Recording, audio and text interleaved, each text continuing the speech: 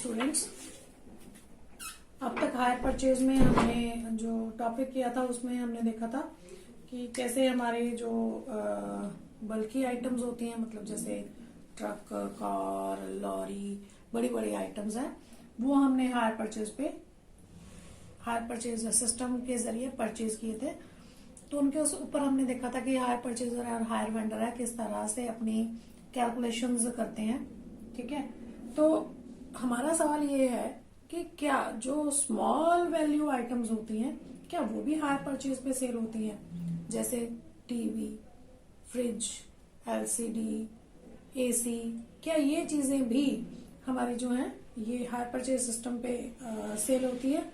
बिल्कुल होती है। ये भी हायर परचेज सिस्टम के जरिए इनका भी सेल परचेज किया जाता है। लेकिन इसमें क्या होता है, उसमें तो क्या था कि उसमें हायर वेंडर ये कहता है कि मैं आपसे इंटरेस्ट चार्ज करूंगा, लेकिन क्योंकि ये स्मॉल वैल्यूज हैं और इसमें जो इंस्टॉलमेंट्स होती हैं वो मंथली इंस्टॉलमेंट्स होती हैं, तो हायर वेंडर कहता है कि मैं हर महीने इंटरेस्ट कैलकुलेट करूं, मेरे से इतना काम नहीं होता, मैं तो सीधी बात करने वाला बंदा हूं।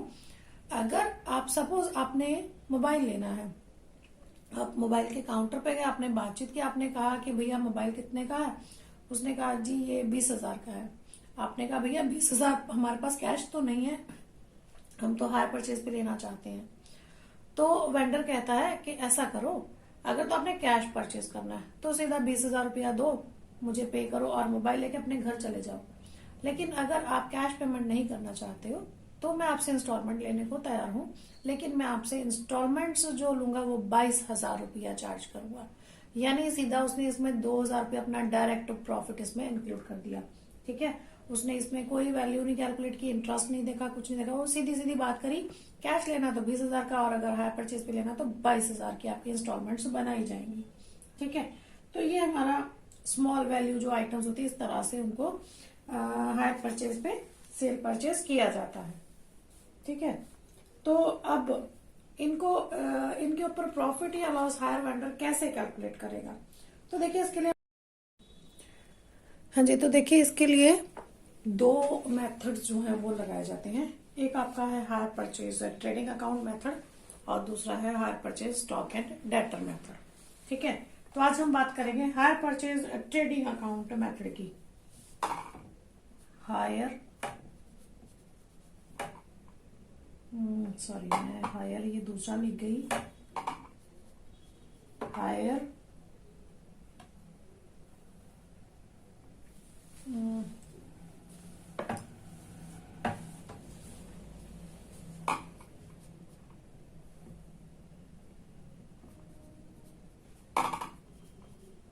Higher purchase trading account.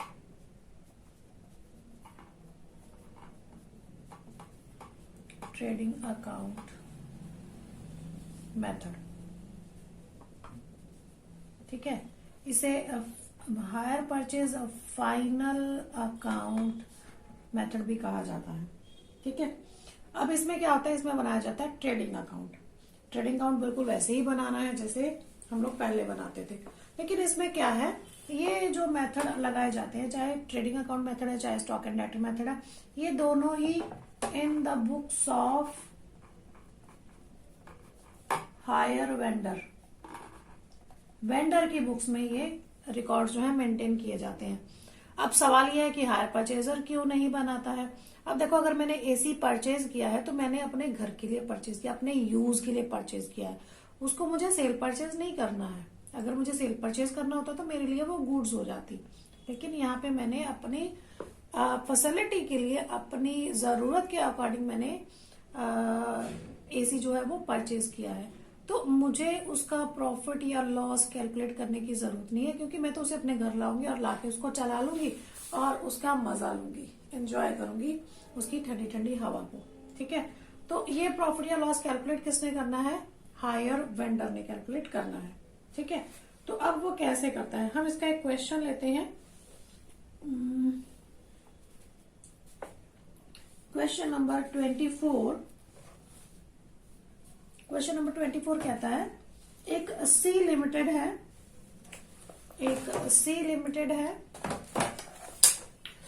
C Limited has a higher purchase department.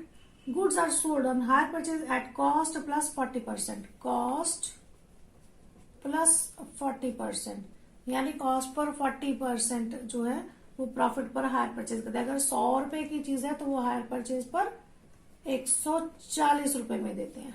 ठीक है। From the information given below prepare the hire purchase trading account in the books of C limited. अब क्या क्या गिवन है, एक साथ 18 goods out on hire purchase at hire purchase price 21,000, goods sold on hire purchase during the year at hire purchase price, cash received during the year, goods received back मतलब repossession, जहां पर उसने अपनी instalment का default किया, 2800 की payment due थी, 800 की जो है उसने गुड्स जो है वो रिपोजेस की है। ठीक है। और हमारे पास closing goods with hire customer with hire purchase customer जो है हायर परचेज प्राइस पर 45,500 है। ठीक है। अब देखिए यहां पर ना हमारे वेंडर के पास दो तरह का स्टॉक होता है, एक होता है स्टॉक विद कस्टमर, ठीक है, एक होता है शॉप स्टॉक। ये जो स्टॉक विद कस्टमर है इसका मतलब क्या है, शॉप स्टॉक तो सिंपल सी बात है, ये हमारा एक तरह से मान लो हमारा शॉप है। ठीक है। तो शॉप के ऊपर जो भी हमारा माल परचेज किया हमने, जो भी ओपनिंग स्टॉक पड़ा था, फिर हमने परचेज किया, तो वो सारा सामान कहाँ पड़ा है, हमारी शॉप के ऊपर पड़ा है। तो हमारी शॉप के ऊपर हमेशा जितना भी सामान होता है वो एट कॉस्ट होता है, वो कभी भी हायर परचेज प्राइस पर नहीं होता है। अब ये हमारे पास शॉप के ऊपर स्टॉक पड़ा था, इसमें से हमने कस्टमर को कितना दिया है ऑन हायर परचेज, कस्टमर को कितना स्टॉक जो है वो हमने हैंड ओवर किया है ऑन हायर परचेज। ठीक है। अब ऐसे तो नहीं ना कि मोबाइल फोन एक बंदा ही एक दिन में लेने के लिए आएगा, एक दिन में एक से ज्यादा लोग भी तो आ सकते हैं ना हायर परचेज पर आपका मोबाइल फोन परचेज करने के लिए। तो उस केस में वो जो है आपका वेंडर जो है वो सिर्फ एक आइटम की वैल्यूएशन नहीं करता है, एक आइटम की वैल्यूएशन नहीं करता, वो तो ओवरऑल की वैल्यूएशन करेगा, ओवरऑल उसके पास कितना है। हाँ जी। तो देखिए अब हमारे पास इस क्वेश्चन में जब हम क्वेश्चन को सॉल्व करते हैं तो उसमें देखते हैं हमें हमारे पास क्या क्या गिवन है। इसमें ना आपको एक दो चीज़ों का स्पेशली ध्यान रखना है। एक तो आपका स्टॉक विद कस्टमर, जैसे मैंने आपको बताया कि स्टॉक विद कस्टमर जो होता है वो शॉप एट स्टॉक होता है, एट कॉस्ट होता है, लेकिन स्टॉक विद कस्टमर जो होता है वो हायर परचेज प्राइस पर होता है। ठीक है। तो अगर हमारे क्वेश्चन में एक तो स्टॉक का ओपनिंग बैलेंस होएगा, क्लोजिंग बैलेंस होएगा, एक डेटर्स का, डेटर्स को हम इंस्टॉलमेंट ड्यू भी कह देते हैं, दोनों का मतलब एक ही, इंस्टॉलमेंट ड्यू कहें, इंस्टॉलमेंट पेएबल कहें या सन्ड्री डेटर्स कहें, वो एक ही बात है। ठीक है। तो हमारे पास इंस्टॉलमेंट्स ड्यू का और स्टॉक विद कस्टमर का opening and closing balance question में गिवन होगा। ठीक है। शॉप स्टॉक का भी बैलेंस ओपनिंग क्लोजिंग गिवन हो सकता है, लेकिन अगर आपके पास ओपनिंग बैलेंस नहीं है, क्लोजिंग बैलेंस है, तब भी कोई प्रॉब्लम नहीं है। लेकिन अगर आपके पास ओपनिंग बैलेंस है और क्लोजिंग बैलेंस नहीं है, in that case you have problem. और आपको ये प्रॉब्लम कहाँ आएगी, अगर स्टॉक विद कस्टमर या डेटर्स का क्लोजिंग बैलेंस अगर आपके पास गिवन नहीं है तो वो आपको कैलकुलेट करना पड़ेगा, यानी वो आपके लिए एक मिसिंग इन्फॉर्मेशन हो जाएगी जो आपको कैलकुलेट करनी होगी। उसके लिए हमें क्या बनाना होता है, हमें बनाने होते हैं मेमोरेंडम अकाउंट्स। ठीक है। अब ये मेमोरेंडम जो अकाउंट्स जो हम बनाते हैं ना, these are not the part of double entry system. क्यों? क्योंकि इसमें हम सेम साइड में दो अकाउंट्स में सेम साइड में ही हम जो इन्फॉर्मेशन है वो पोस्ट करते हैं। ठीक है। अगर ट्रेडिंग अकाउंट में हम डेबिट साइड में डालेंगे तो मेमोरेंडम अकाउंट में भी डेबिट साइड में जाएगा, ट्रेडिंग अकाउंट में क्रेडिट साइड में जाएगा तो मेमोरेंडम में भी क्रेडिट साइड में जाएगा। लेकिन मेमोरेंडम अकाउंट से मेमोरेंडम अकाउंट में जा रहा है तो वो उसमें अपोजिट साइड में जा सकता है।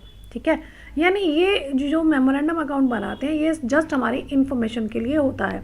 अब हमें इन्फॉर्मेशन क्या चाहिए, तो स्टॉक विद कस्टमर और एक डेटर्स की इन्फॉर्मेशन चाहिए। तुम्हारा बनेगा memorandum stock with customer, memorandum debtors account, memorandum shop stock account. जिसके में रिक्वायरमेंट है वो अकाउंट्स जो है वो मेंटेन कर लेते हैं। ठीक है। अब जैसे हमारे पास इस क्वेश्चन में जो मैं क्वेश्चन आपको मैंने बोला है 24th क्वेश्चन, इसमें हमारे पास स्टॉक विद कस्टमर का ओपनिंग बैलेंस है, क्लोजिंग बैलेंस है। ठीक ठीक है। हमारे पास डेटर्स का कोई ओपनिंग बैलेंस गिवन है? डेटर्स का हमारे पास कोई ओपनिंग बैलेंस गिवन नहीं है, ना ही हमारे पास कोई क्लोजिंग बैलेंस गिवन है। लेकिन हमें इतना ज़रूर पता है कि हमें डेटर से पैसा कितना आया है। Cash received during the year means वो हमें डेटर से रिसीव हुआ है। इन दिस केस हमें 2 अकाउंट वर्किंग नोट में बनाने पड़ेंगे, memorandum higher purchase debtor account, memorandum higher purchase stock with customer account. ठीक है जी। तो अब हम ये क्वेश्चन कैसे करेंगे, देखिए हम आपको करके बताते हैं। सबसे पहले हमें मेन चीज़ जो है ट्रेडिंग अकाउंट बनानी है। ठीक है, सबसे पहले हमें क्या बनाना है, हमें ट्रेडिंग अकाउंट बनाना है। तो सबसे पहले हम बनाते हैं हमारा hire purchase trading account in the books of C limited.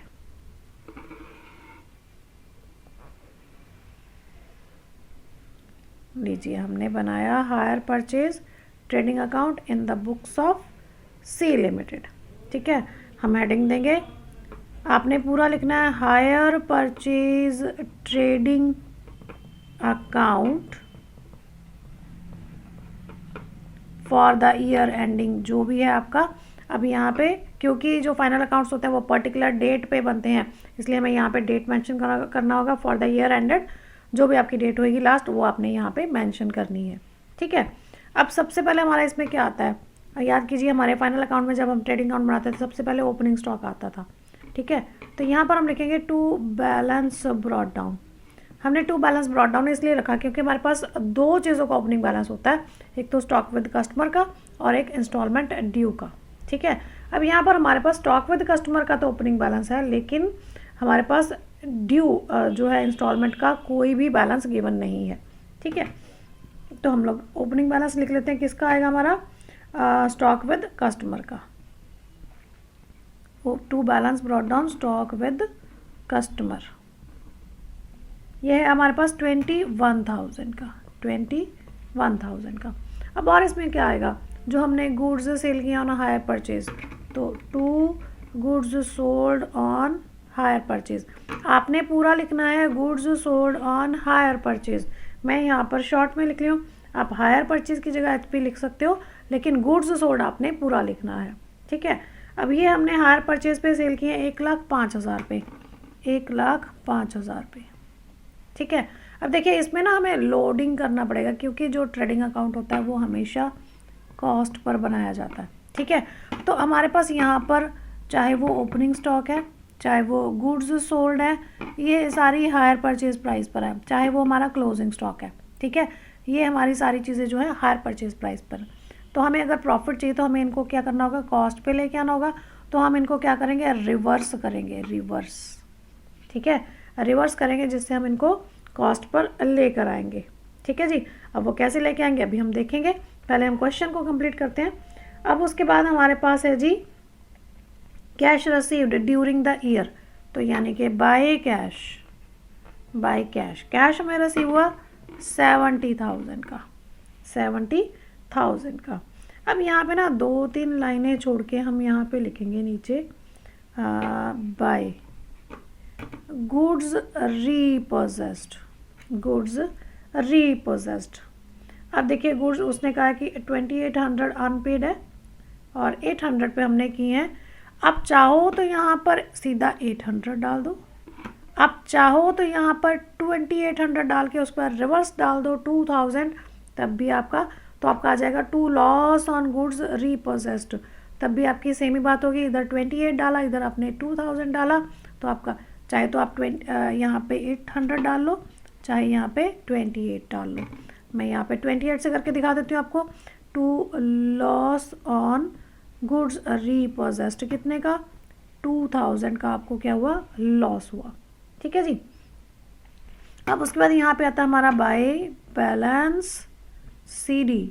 अब एक तो हमारा आएगा स्टॉक विद कस्टमर, वो तो हमारे पास गिवन है जी 45,500 का, लेकिन यहाँ पर इंस्टॉलमेंट भी तो कोई ड्यू होगी ना, डेटर्स, क्योंकि पूरे पैसे तो आए ही नहीं।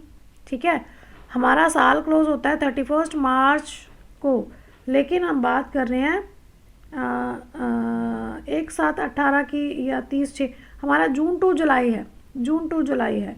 तो 1/7/18 को हमारी डीलिंग हुई थी और हम क्लोज कर रहे हैं 30/6/2019 में। इसका मतलब ड्यूरिंग द ईयर है, जो कुछ भी है ड्यूरिंग द ईयर है। इसका मतलब सारी इंस्टॉलमेंट्स अभी पे नहीं हुई। 1,05,000 की हमने पेमेंट की है, गुड्स जो है कस्टमर को ऑन हायर परचेज सेल की हैं, लेकिन ये हमारी टोटल सेल नहीं है। जितना हमें इंस्टॉलमेंट मिल गया है फिलहाल हमारा उतना ही सेल है। इसका मतलब डेटर्स के पास कुछ ना कुछ ड्यू होगा। अब ये ड्यू कितना हमें ये नहीं पता है, तो हमें ये कैलकुलेट करना होगा। अब ये कैलकुलेट करने के लिए मैंने आपको बताया था कि हमें 2 अकाउंट्स बनाने हैं। एक तो memorandum debt hire purchase debtor account और दूसरा मेमोरेंडम स्टॉक विद कस्टमर। तो मेमोरेंडम मैं पूरा नहीं लिखूंगी, हायर परचेज डेटर अकाउंट, ठीक है जी। हम छोटा सा बनाएंगे, इसके साथ ही बनाएंगे हम मेमोरेंडम स्टॉक विद कस्टमर। यहाँ पे हमें शॉप स्टॉक बनाने की ज़रूरत नहीं है क्योंकि हमारे पास उसकी कोई भी इंफॉर्मेशन अवेलेबल नहीं है, ठीक है। अब हमारे पास स्टॉक विद कस्टमर की इंफॉर्मेशन अवेलेबल है, ठीक है। यानी इसका हमारे पास ओपनिंग बैलेंस भी है और क्लोजिंग बैलेंस भी है। तो सबसे पहले टू बैलेंस ब्रॉट डाउन 21,000 और इधर बाय बैलेंस कैरी डाउन 45,500, ठीक है जी। अब उसके बाद गुड्स सेल की थी तो वो स्टॉक विद कस्टमर ही हो ना। जो goods sold on hire purchase 1,05,000 की हैं वो विद कस्टमर ही हुई ना, कस्टमर के पास ही है ना वो सारा स्टॉक। तो यहाँ पे आएगा to goods sold on hire purchase. देखिए ये डेबिट में था, हमने डेबिट में ही डाला है। ओपनिंग बैलेंस डेबिट में था, हमने डेबिट में डाला। क्लोजिंग बैलेंस क्रेडिट में था, हमने क्रेडिट में ही डाला है, ठीक है। सेम साइड में जा रहा, हमने अभी तक साइड चेंज नहीं किया है, इसीलिए इसको हम इंफॉर्मेशन अकाउंट कहते हैं, वर्किंग नोट कहते हैं हमारी मिसिंग इन्फॉर्मेशन कैलकुलेट करने के लिए। अदरवाइज ये डबल एंट्री सिस्टम का पार्ट नहीं है, ठीक है जी। तो अब यहाँ पर हमारे पास ये था 1,05,000 का, 1,05,000 का, ठीक है। अब गुड्स रीपोजेस भी हुई है ना, ये वाली गुड्स रीपोजेस भी हुई है ना, तो इसका मतलब ये भी तो यहाँ आनी चाहिए ना, क्योंकि स्टॉक कस्टमर से स्टॉक वापस भी तो आया है, तो वो यहाँ पे आ जाएगा गुड्स रीपोजेस्ड 2,800, ठीक है जी। अब हमारे पास यहाँ पर एक बैलेंसिंग फिगर आएगा। इसके पहले हम डेटर्स अकाउंट में चलते हैं। डेटर्स अकाउंट की हमारे पास सिर्फ और सिर्फ एक ही इंफॉर्मेशन है, हमें यहाँ पर सिर्फ और सिर्फ डेटर्स से कैश कितना रिसीव हुआ वो ही पता है, ठीक है। तो कैश बाय कैश कितना रिसीव हुआ है 70,000 का। हमारे पास सिर्फ इतनी इन्फॉर्मेशन है और कोई इन्फॉर्मेशन नहीं, ना इसका कोई ओपनिंग बैलेंस है ना ही इसका कोई क्लोजिंग बैलेंस है। अब हम क्या करेंगे, स्टॉक विद कस्टमर को क्लोज करेंगे।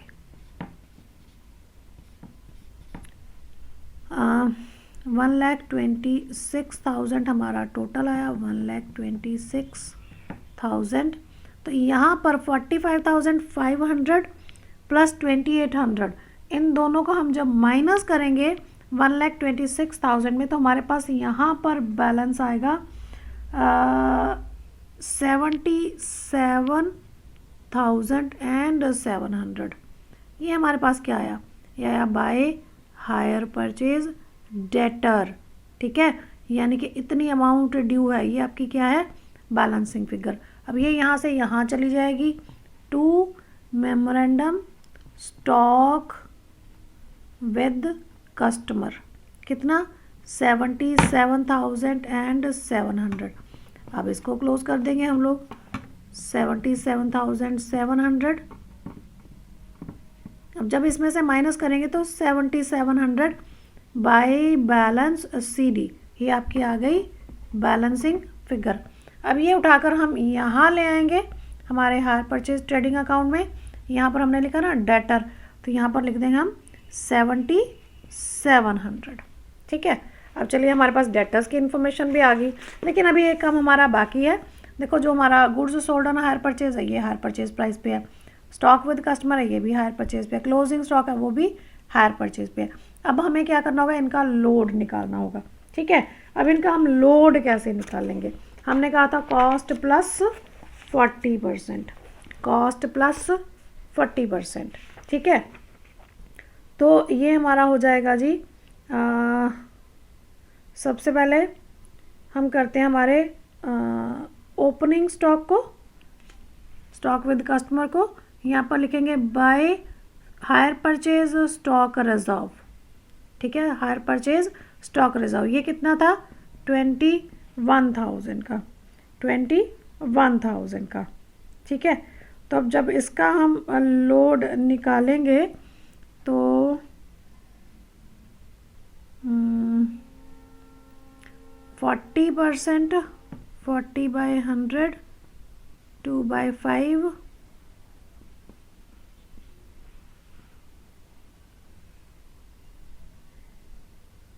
हाँ ठीक है ठीक है, ये आपका हो गया 40% हमारा ऑन कॉस्ट था ना, लेकिन ये हमारे पास क्या है हायर परचेज है, तो हमें हायर परचेज पे जाना है। 40/100 यानी 2/5, जब हम इधर जाएंगे तो हमारा हो जाएगा 2/7, क्योंकि डिनोमिनेटर में न्यूमरेटर जो है वो प्लस कर देते हैं, 2/7 हो जाता है, तो यहाँ पे 7 आ जाएगा। 7 3 ज़ा 21, 3 2 ज़ा 6, यहाँ पे आ जाएगा आपका 6,000। ठीक है, अब हमारे पास है गुड्स, इसको by goods sold on hire purchase ही कहेंगे, ब्रैकेट में लिख देंगे लोड। ठीक है, तो ये था हमारा 1,05,000 का, इसका भी करेंगे 2/7, 7 1 ज़ा 7, 7 5 ज़ा 35, 15 2 ज़ा 30, तो यानी कि 30,000 यहाँ पे आएगा। अब यहाँ पर भी स्टॉक रिजर्व, ये जो हमारा 45,000 का था, 45,500 का 2/7, 8 7 ज़ा ना 7 6 ज़ा 42, 35, 7 5 ज़ा 35, तो आपका आ गया 0 0 5 2 ज़ा 10, 6 2 ज़ा 12, 1 13, तो ये आ गया आपका 13,000। ठीक है जी, तो यहाँ पर हमारी सारी इन्फॉर्मेशन हो गई कंप्लीट। ध्यान से सुनिएगा अब दोबारा से इसी क्वेश्चन को। हमारे पास स्टॉक विद कस्टमर का ओपनिंग बैलेंस गिवन था, हमारे पास goods sold on hire purchase given था, हमारे पास cash received from debtors given था, हमारे पास closing balance of stock with customer था। ठीक है, और हमारे पास गुड्स रीपोजेस्ड भी गिवन थी, 2800 की थी, 800 पे उसने रीपोजेस की, यानी कि गुड्स रीपोजेस 2800 और लॉस ऑन गुड्स रीपोजेशन 2000 का। हमारे पास यहाँ पे मिसिंग इन्फॉर्मेशन थी, हमारे इंस्टॉलमेंट जो ड्यू है at the end of the year वो हमें नहीं पता था। उसके लिए हमने बनाए memorandum higher purchase debtor account and memorandum stock with customer. Memorandum higher purchase debtor की एक ही इन्फॉर्मेशन हमारे पास थी, ओनली कैश रसीड फ्रॉम डेटर्स 70,000, लेकिन स्टॉक विद कस्टमर की काफ़ी इन्फॉर्मेशन थी। क्या थी हमारे पास, ओपनिंग बैलेंस था, क्लोजिंग बैलेंस था, गुड्स रीपोजेस्ड भी हमें गिवन थी। ठीक है, goods sold on hire purchase भी गिवन था। तो यहाँ से हमारे पास जो बैलेंसिंग फिगर आई वो हमारी आ गई इंस्टॉलमेंट ड्यू। क्या आ गई हमारी इंस्टॉलमेंट ड्यू, जिसे हमने ट्रांसफ़र किया हमारे हायर परचेज डेटर अकाउंट में। तो यहाँ से हमारे पास डेटर्स अकाउंट का क्लोजिंग बैलेंस आ गया 7700, जो हमने यहाँ पर पोस्ट किया क्लोजिंग स्टॉक डेटर्स का 7700। उसके बाद हमने क्या किया, स्टॉक विद कस्टमर, क्योंकि हायर परचेज पे हमने उसको रिवर्स किया by stock reverse stock hire purchase stock reserve account, hire purchase stock reserve account हमने इसका किया। यहाँ पे एक बार मैं आपको दोबारा से बता देती हूँ इस चीज़ का। क्वेश्चन में था 40% ऑन कॉस्ट। ठीक है, तो इसका मतलब 40/100, तो 2/5। अब ये कॉस्ट है, हमें क्या चाहिए हायर परचेज पर, क्योंकि हमारे पास हायर परचेज है, तो ये फार्मूला होता है A/A + B। तो हमारा A क्या है 2/5 + 2 यानी कि 2/7, इसलिए हमें ओपनिंग स्टॉक का भी 2/7 करना था, goods sold on hire purchase का भी हमने लोड निकाला 2/7 करके, और क्लोजिंग स्टॉक का भी हमने स्टॉक रिजर्व निकाला 2/7 करके। ठीक है, अब यहाँ से हमारे पास प्रॉफिट और loss of the hire vendor आ जाएगा कितना हुआ। अब हम इस साइड का टोटल लगाएंगे और उसमें से ये सारी आइटम्स माइनस करेंगे। तो इस साइड का हमारा टोटल अगर हम देखें तो